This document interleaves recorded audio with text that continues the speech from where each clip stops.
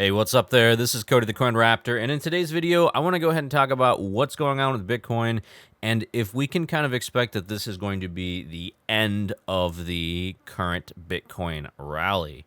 But before we get to that, be sure to subscribe. Be sure to like the video if you guys appreciate this content. Let me know in the comments below, and we're gonna go ahead and get right into it. So what we have here is our Bitcoin chart TA on the daily, and we can see that Bitcoin today has gone through two levels of incredibly important support here at about 30,000 and then here again at about 29,700. So we saw today Bitcoin wick all the way through the bottom here and then get bought up and get pushed all the way back to about 29,800.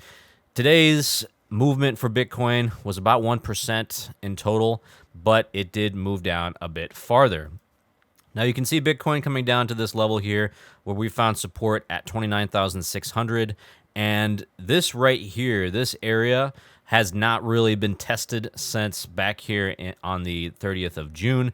And if Bitcoin were to lose this support region right here, it would send us all the way back to about June 21st, all the way back down to these prior June levels. Now, what I do think could possibly happen is if Bitcoin cannot hold this support level, we could see Bitcoin come all the way back down here to about 28,000 in this region down here. That's definitely a possibility. This is all predicated upon the idea that Bitcoin loses this support level. So this support level is going to be the maker or the breaker of Bitcoin price action for the coming week. So if Bitcoin holds this level, it's very likely that we'll try to get a retest here of this resistance up here at 31,500. However, if it can't hold this level, we're coming down to 28,000. Now, I do think that's a possibility. Now, if that does happen, if we do go back down to about 28,000, this would be a region in which I'd be very interested in adding to my Bitcoin position. So if we do come back down here, if we do come back down to the support level back where we were in late May, I definitely would be interested in entering a position there. Most likely, we would see a significant capitulation and Bitcoin would continue to move sideways in this region down here that Bitcoin was trading at before that end of June rally that we saw. So that's definitely what I would be planning on doing. Now, let's go ahead and take a look at our futures market. So that gives us a better idea of what the price action has been like today and why we've seen quite a bit of volatility today, including this huge, nasty-looking red candle that wicked all the way to the bottom. What we can see here is that over the past 2 days, we've had significant Bitcoin long liquidations happen, and in this case, it's about 16 million. And in this case, it was about 7 million or so of Bitcoin longs getting liquidated. We see here that the open interest has been rising over the past couple of days, which means volatility has been rising. And so what you're starting to see here is you're seeing these futures traders open up long contracts and then get liquidated, and the contracts those liquidations push open interest back down again, and we're starting to see shorts pile onto this level as well. Longs are trying desperately to defend that 30,000 region, or about here at about 29,600, 29,700. They're really desperately trying to defend this level, and they're opening more contracts at that level. And if Bitcoin comes down below that level again, we could see another huge liquidation event like we saw back here on the 17th of July. And we could see the Bitcoin price move down to that 28K region. But for now, the longs are successfully defending that vital support at about 29,700.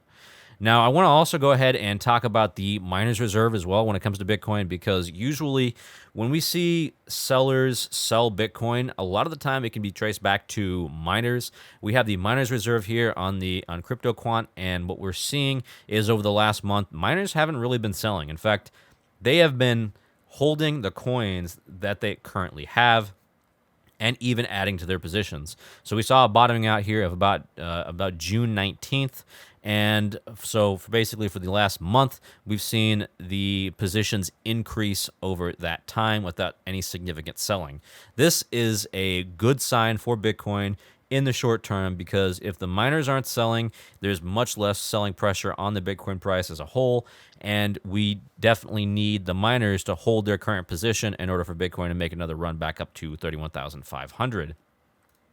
Next, I want to talk about the exchange reserve as well. Now, the exchange reserve continues to head lower and lower and lower. Now we're at about 2 million and about 77,000 or so.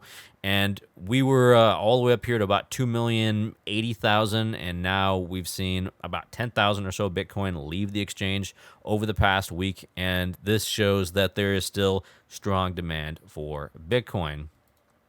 We also have the Bitcoin transaction count as well. We're starting to see that from the beginning of the year, transactions have moved up, and the number of transactions that we've seen going from about 229,000 here to about 582,000. So basically a doubling of that level. We're starting to see more transactions occur on the blockchain, and we're starting to see more activity. Now, in line with that, I also like to take a look at active addresses as well, and we can see a similar move up from active addresses over the past year, or we can even go year to date here. We're starting to see it go all the way from 865,000 to where it currently is of slightly over 1 million. So there's a lot of activity right now on the blockchain.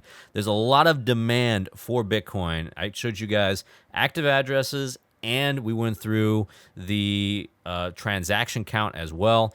And then we're also going to look at the hash rate, and the hash rate, just like the other charts I've showed you guys, is indicating that there is still incredibly strong demand for Bitcoin right now. Hash rate, again, total hashing power of the entire blockchain, and we're starting to see miners increase over time, or go up over time, and bring more mining rigs online. So all the demand metrics that I usually take a look at, addresses, transactions, and hash rate, are all headed to the upside.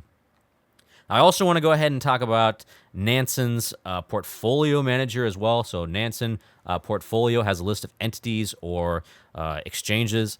And if we go and take a look at Binance's entity, we can see after it populates here that Bitcoin has been an incredibly large position in the Binance exchange portfolio.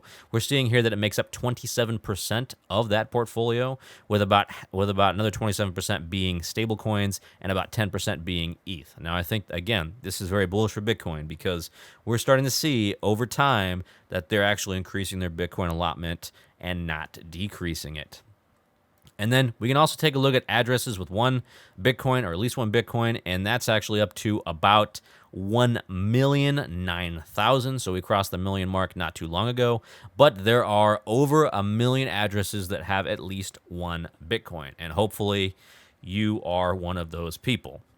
Now, the last thing I want to talk about is going to be the Ethereum chart TA as well. We're going to go through our Ethereum chart TA. Ethereum looking kind of like our Bitcoin chart. It went up. It kind of had a huge monster day on the rally of the case with XRP winning the battle against the SEC.